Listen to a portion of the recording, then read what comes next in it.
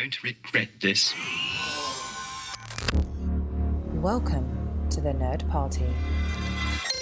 Hi, this is Nick Anastasiou, story editor on Star Wars The Clone Wars and Star Wars Bad Batch.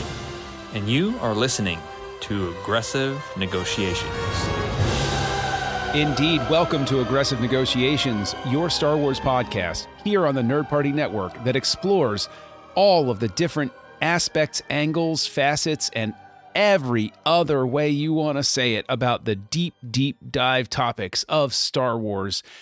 I am John Mills, and I am pleased to be joined this week, as usual, by my esteemed friend and colleague, Jedi Master Matthew Rushing. Matt, are you ready to revisit a beastie from the past in today's episode of The Bad Batch as we continue our Season 2 rewatch? You know, I just love, as we've been walking through this series here in Season 2, and just how many of the episodes have allusions to favorite films in the genres that we all love. And this one, it does not leave you hanging. It gives you some of the same vibes that you loved in films like Alien or Aliens or Prometheus. Well, not Prometheus, because that movie gave me a seizure and I hate loved it. Prometheus, man. No. Come on. Yeah.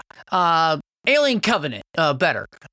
So, you know, it's just, again, it's one of those places where we've talked about multiple times here on this show, but that was the beauty of the Clone Wars, was picking up that idea that we can do many different types of stories. And one of the most outlandish stories, John, that we got in the Clone Wars had to be the Zillo Beast episode where we pulled out Filoni's love of Godzilla and had a Godzilla monster basically running rampage all over Coruscant. And so I think... Yes. And of course, I think we both agree that they nailed that episode. And so then to have that come back was genius, because it was something where at the very end of that episode, there was the stinger with Palpatine. And I really, really enjoy that here with the Bad Batch, we're picking up that story, and not only are we running with it, but this leads us into a whole new direction to which we are like, this is the episode where we meet our incredibly main villain for the series. This is where we first go to Mount Tantus. You know, this is where all of that track starts to get laid that's going to take us to the end of the series. And so, you know, to be able to have that all happen here in this episode, just a joy to rewatch again. And if anybody has any question, what we're on the episode Metamorphosis from Season 2 of The Bad Batch. I share Matt's excitement with this because, Matt, like you said, this brings back Zillo Beast, where we had a Godzilla episode basically of the Clone Wars. And this puts the Batch into alien territory. There's even down to the noises and the drop downs and the jump scares and all of those sorts of things. I mean, the like gooey liquid left on things. Yes, left everywhere. And like you said, I think let's just go on and embrace it right away. The idea of how Palpatine was constructing this from before even becoming Supreme Chancellor and then Emperor, that this was all in motion. And since this goes back to from before he was Emperor, it shows that he had all, like, there was never any escape from Palpatine. He was an inevitability to take everything over. And, you know, we can table sort of the idea of like talking about how no matter what, he was setting up the Sith for success and why he was reticent to do what Sith should have done. And, you know, he takes the shortcut with Dooku, all of that stuff. But like, in terms of meeting Hemlock, that is the capper to the episode. But let's rewind it. When you saw that we had Zillo Beast Jr., what was your reaction? Like the first time you saw this episode and you saw Zillo Beast Jr., what was your reaction like? Because mine might not be what you expect, but I'm curious to know, like, how did you take that? when you first saw it on screen? I mean, yeah, I would say utter delight and glee for me when I realized that that's what we were doing in this episode. You know, the first drop down moment, and you're like, oh, that has to be the same thing, right? And then, of course, the realization, you know, as it grows, that it is. And I was just so excited that we weren't going to leave that, you know, a dangling thread from the Clone Wars, that we were going to pick up on that. And then now retrospectively seeing how they use that to tie in everything else that this series is, you know, just full steam ahead now on season 3. It's great. It's great. So you said that it wasn't necessarily what I'd expect or whatever. What for you? What was it? I will be completely honest that when little Zillobees Jr. showed up, it was weird because I refused to believe what I was seeing for a second, where I was like, no, that can't be. Like, I thought it was just like a coincidence of design. I was like, no, can't be. And it wasn't until I saw the thing eat Wrecker's staff where I went, oh my gosh, it really is. Like, it was one of delight, but it was a delayed reaction because I'm so used to franchises refusing to, quote unquote, give that connection to a previous sort of thing. Right. It's viewed as gauche in some franchises. Oh, well, no, we'll do something like that, but not the thing from then. And to tie it together like that and do exactly what a sequel series or movie should do, which is expand the universe and carry on, and then give the longtime fans a little nugget. If you've never watched Clone Wars, you can still plug into this because they give you the information where it's like, oh my gosh, this is a thing. It ran wild on Coruscant, and oh my gosh, Palpatine was doing this before he even became Emperor. But if we've seen it, it's that love mark that says the universe, like the universe we created before, didn't go away. This is the same universe we were in. And so that was sort of like my delayed reaction because I'm just not used to franchises being that thoughtful. Is that the right word? That thoughtful about those of us who have been there for a while. Yeah, I mean, you think back actually to when the Next Generation started of Star Trek, right? And they didn't want, and Roddenberry did not want to touch anything from the original series, you know, and that loosened up over time. But that's one of those places where that absolutely happened. And so we as fans kind of came to expect that they, you know, these things would shy away from.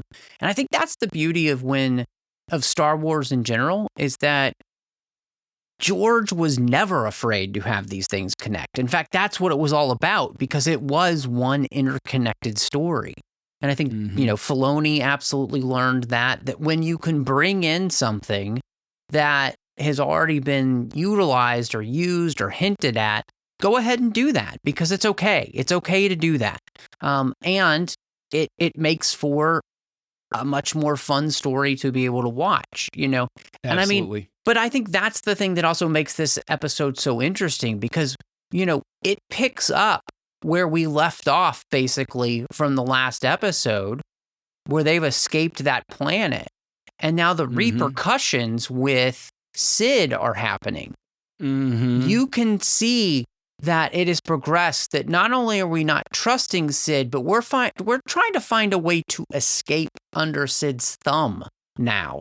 And to me, then the way that she's dealing with the clones makes things feel even more foreboding for them, when Tech suggests maybe we can find a diplomatic way out of this. We do this one last job and then we can get out, you know. And of course, you know, like Michael Corleone, they'll find that every time I think I'm out, they keep pulling me back in. And so that's another place where this series is starting to slowly pick up in some ways in its serialization of itself. And even though the episodes are still like, this is one I could just pop in at any point, it does make for a joyful experience of watching more quickly. If you were to watch 3, 4, 5 episodes at a time, it really plays together so well.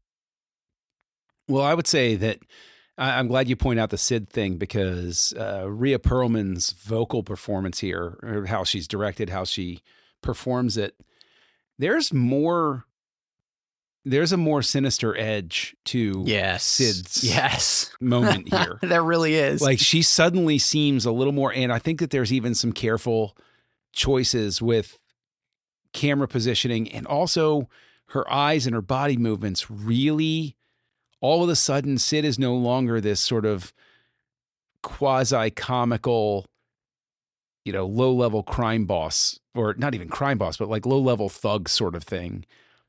Now Sid really is becoming sort of scary. Yes. That might seem like it's overstating it, but like really in that moment, it's unsettling. And Tech is the one who puts the cherry on top, saying maybe there's a diplomatic way out of this. Like, but also there's still humor in that moment, because one of the things I keyed on the first time I watched it, and when I watched it this time, is I love how, I'll give you 30%. That's our standard thing. 35%. And if you pay attention to Wrecker, he perks up. He's like, yeah, that's a great, like he has a smile. He's like, yeah, that's a great deal. And they're just like, fine, 40%. And Wrecker's ready to say, okay. And it's like, it's Hunter and Tech that are like, no. We got to have a real. Like that's our usual percentage, basically. But that's the beautiful thing, is that that's a character moment that you get. Where if you're paying attention, and it's just on the side of the screen, Wrecker's ready to just shake. He's like Kramer negotiating over the coffee burn, right? Or the cigarettes. He'll go right in and shake the hand immediately, sort of thing. Because that's not Wrecker's forte. He's not the brains of the operation, sort of thing. Yeah. So yeah, I really like that you point out Sid, because that is a very very worthwhile sort of thing to dwell on here, because like you said, this is a turning point. Hemlock coming in, everything starts to feel a little, what's the word I'm looking for? Feels a little more foreboding than before. I think the interesting thing about Hemlock as a character, and I'd be interested to know, from the animator's perspective, the writer's perspective, if, somebody like a Hannibal was a inspiration for him, because just the way he speaks, it's so calm and so creepy, and the things that he's doing are so evil, right? They're Hannibal level type of evil. In fact, even at the beginning of the episode, we get a little bit of a taste of exactly what he's trying to do, and what Palpatine wants of him when Nala Se says, I know what the Emperor wants, and I don't want to be a part of it.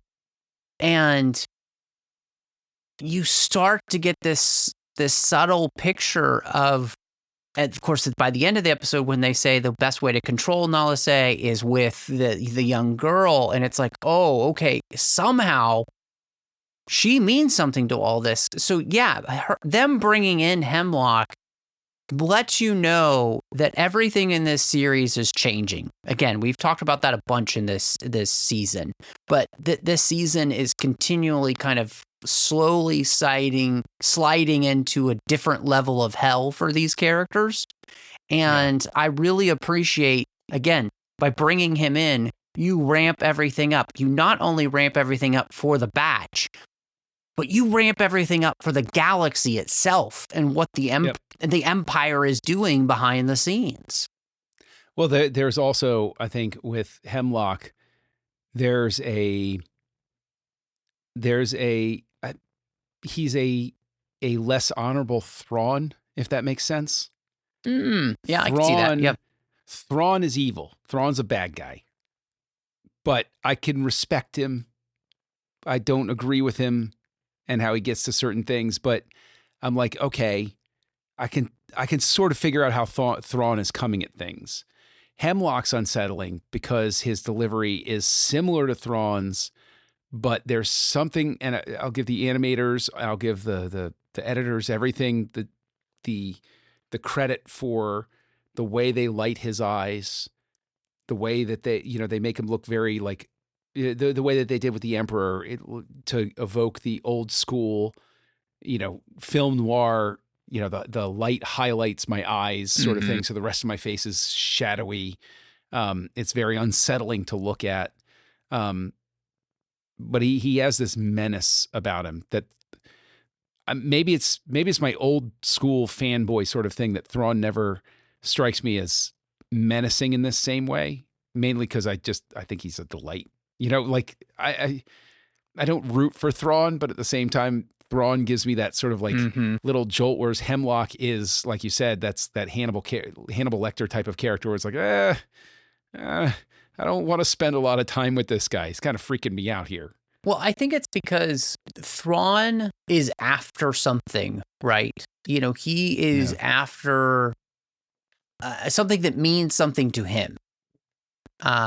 That's important to him. He has a code, and I think that's what makes him interesting. Whereas Hemlock is the completely amoral character who delights in creating these aberrations of evil, right? That's who this character is. He's so evil that he delights in evil, and that's what makes him terrifying. And again, I think the thought process that the Empire is doing these experiments on something like the Zillo Beast, that they've already upgraded this Zillo Beast, and that's why the blasters had no effect on it. That they've already been working on this is very terrifying. And then the fact that you have the last Kaminoans here on this planet that we don't have a name for yet. We don't know where this is. And they're working on something that terrifies Nala Se is just great. It's such good setup for the series. Well, it escalates Palpatine. It makes Palpatine more frightening, because much like over time, when you grow up and you watch Star Wars repeatedly, and Luke always blows up the Death Star, the true horror of what the Death Star is sort of gets lost on you over time. Brass tacks right there. The Death Star just becomes a cool thing that's like, oh, it can blow up planets. And it's like, that's a really massively terrifying sort of instrument when you really think about it for a second. Right. And then having these programs actually elevates how terrifying the Death Star is, where you go, oh, wait a minute. No, the Palpatine isn't a mustache twirling villain. He's pure evil. Right. Like, these are people who are working for him. They're delivering these things to him because they view him as giving something back to them that they want. And that makes all of these characters even more intriguing, and it makes Vader more terrifying, because it's like, oh wow, Anakin, you really cast in with a bad crowd here. Like, wow, it makes Vader evil again instead of an anti-hero sort of thing. Makes Vader truly evil in this phase just by having people like Hemlock enter the storyline. But additionally with the Empire, and I really thought about it this time as I was watching it, because I think in this episode, it's the easiest thing to sleep on, but it is a very important accent point, is the townsfolk who were witnesses to this. There's no... Oh, yes. There's no official denial. There's no cover story. These people are disappeared. Oh, yeah. Their only crime is living where a thing happened that the Empire doesn't want people knowing about. Yes. And what's interesting is the leader of the commandos that goes in and gets all of the people. A lot of credit to the way they animate it in the shot selection, because you see him sag a little bit, and it gives enough room for you to look at it and say to yourself, is he experiencing some sort of regret right now, or some sort of like what's going on? Which then, not to foreshadow too much, ties into something that happens in the third season, where the leader of a commando squad has a moment to ask himself, what are we doing here? Like, well, why are we doing this? And so I think that's maybe I'm reading too much into the moment, but I just see that horrible thing happening, and it's like that's the true evil of something like the Empire. It's easy for us to be like, oh, well, the Republic was also disorganized. The Republic also abused their power. The Republic was also corrupt. Yeah, but so far as I know, the Republic didn't send troops out to disappear a town because they saw something. You know, like there's a core difference right there. Mm-hmm. That's a very important difference. No, I think you're 100% right in that, and I'm very glad that you brought it up because it's something that I thought about as I was watching the episode, which was, you know, they're going to blame what happened on Jeddah to the Senate as a mining accident. And then we're going to get, of course, in Star Wars, where the Senate has finally officially been disbanded. And, what my guess is that between what happens on Jeddah and then that happening there have been too many senators raising alarms. And the Emperor's like, you know what? I don't need to deal with this anymore. I got a planet-destroying machine. I'm just going to put the governors in charge. I don't need the Senate anymore. And so you see these ways in which the Empire is doing these things. And here, like you said, this is a remote system, it seems like. It's not in the way of anything. And so to disappear the people on this planet will mean nothing to no one other than the people that were there. And so the fact that they're already taking these measures is terrifying.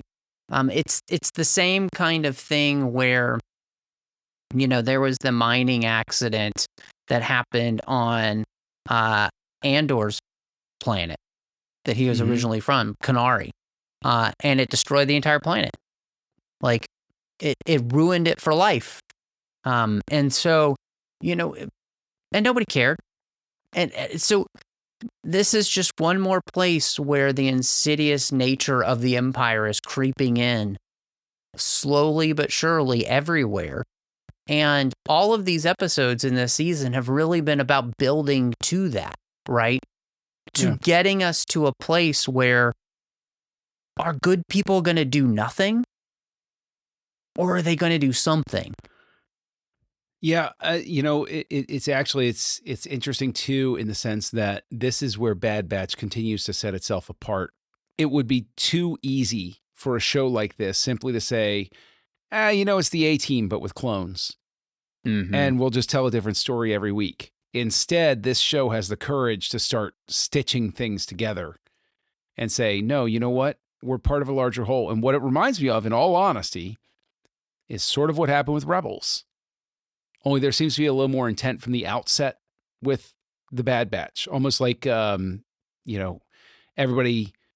took a lesson to heart from Rebels. Because Rebels started out as sort of like that episodic, we're just going to have a different adventure every season, and this is blah, blah, blah. And then it ties into the larger narrative. I think Bad Batch ties in earlier, and I know this is a really tortured way to get around to it, but basically from the beginning, but now it ramps it up even more. At this point in the second season, Bad Batch has embraced being part of that larger narrative instead of just saying, look, we know you want some Star Wars, so we're just going to give you a show and you're going to have adventures every week. And here you go. How many franchises do we know where they basically say, here you go, fans. Yeah. We know you like the armor and the stuff like that. We'll just keep churning this out till people stop watching it. Instead, there's a sense of intent and purpose to the Bad Batch. Right. That makes you excited for every week. No, I mean, I think you're completely right in that. I think to kind of call out, and not in a bad way, but just to say, I think that's kind of where Rebels started. And it was not on the intent of the creators. It was basically the intent of Disney, right? They just wanted something as quickly as possible out there. And instead of getting caught in that, somebody like Filoni intentionally persevered to make sure that it was a show that mattered in the end. And I think that's the thing that's the difference, right? You're intentionally making sure that you're not losing yourself and just doing something to do something. Yep. Just like there's a reason for people to reach out to you online. And maybe you can tell them where they can find you. Well, you can find me all over social media under the name MattRushing02. You can also find me here on the network on a show called Owl Post. I did that with Drea Kaufman. We talked about every single chapter of the Harry Potter series, one chapter at a time. You can also find me over on the TFM network talking about a bunch of different things. One is in the 602 Club, where I'm talking about lots of franchises that we love. John Mills is a frequent guest there, so I hope you'll enjoy listening to us there. You can also find me doing Literary Treks, The Orb, Warp 5, The Artificial Tango, and Saddle Up. But John, I know that there are a lot of different ways that people can connect with you. And so if they wanted to do that, where would they find you? Well, gosh, you can find me as Kessel Junkie on your social network of choice. Primarily, I hang out on Twitter. And you can find me here on the network co-hosting a show called House Lights, a film director podcast where we get into all sorts of silly discussions about serious directors. But, you know, Matt, honestly, I think I need to put some Zillow Beast repellent over back on the temple just to protect us there. So I think it's time to close these negotiations. John, negotiations are closed. Join the revolution. Join the Nerd Party.